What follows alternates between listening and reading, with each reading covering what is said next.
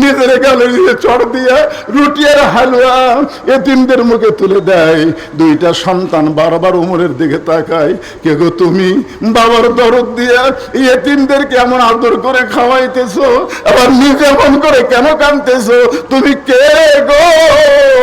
উমর ফারুক বলতেছে, আল্লাহ এই আদমকে জাহান্নামের আগুন থেকে তুমি রক্ষা করো। মা তাবুর মধ্য থেকে বলতেছে, পথিক রে, ভালো মানুষের গল্প শুনেছি, কিন্তু মানুষ এমন ভালো হয় কোনোদিন আমরা বুঝতে পারি নাই।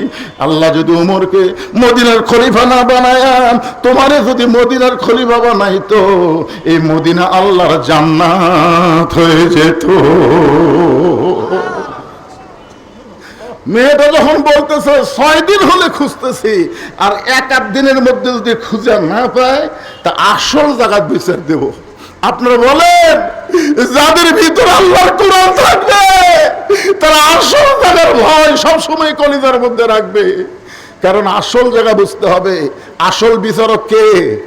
আরো জোরে বলে।